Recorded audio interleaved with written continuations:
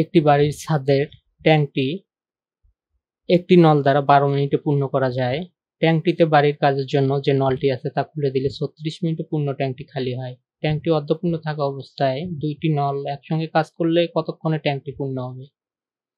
এইখানে ট্যাঙ্কটিতে 2টি নল রয়েছে। একটি দ্বারা 12 মিনিটে পূর্ণ হয় এবং একটি দ্বারা 36 মিনিটে খালি হয়। ট্যাঙ্কটি অর্ধপূর্ণ অবস্থায় রয়েছে। এই অবস্থাতে 2টা নল খুলে দিলে ট্যাঙ্কটি কত সময়ে পূর্ণ হবে, অর্থাৎ বাকি অর্ধেক অংশ পূর্ণ হবে তা নির্ণয় করতে হবে।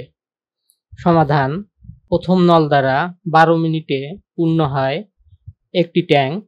1 মিনিটে পূর্ণ হবে 12 ভাগের 1 ভাগ। 1 মিনিটে পূর্ণ হয় ইকুয়াল 1/12 অংশ।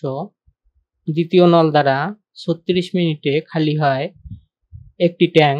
1 মিনিটে খালি হয় 36 ভাগের 1 ভাগ, অর্থাৎ 1 মিনিটে খালি হয় 1/36 অংশ। প্রথম ও দ্বিতীয় নল দ্বারা 1 মিনিটে পূর্ণ হয় 1/12 মাইনাস 1/36 অংশ। এইখানে 1 মিনিটে পূর্ণ হয় 1/12 অংশ এবং খালি হয় 1/36 অংশ। এর জন্য আমরা 1/12 অংশ থেকে 1/36 অংশ বাদ দেব। সমান 3 মাইনাস 1/36 অংশ। এইখানে 12 এবং 36 এর লসাগু 36। 12 দিয়ে 36 কে ভাগ করলে 3, 3 1 কে 3, 36 দিয়ে 36 কে ভাগ করলে 1, 1 1 কে 1 ইকুয়াল 1/18 অংশ। 1/18 অংশ পূর্ণ করে 1 মিনিটে। 1 বা সম্পূর্ণ অংশ পূর্ণ করে 1 গুণন 18/1 মিনিটে।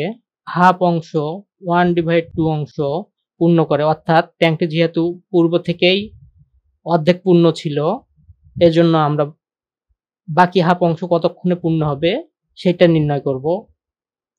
হাফ অংশ পূর্ণ করে 1 গুণন 18 গুণন 1/2 অংশ ইকুয়াল 9 অংশ। উত্তর 9 মিনিটে।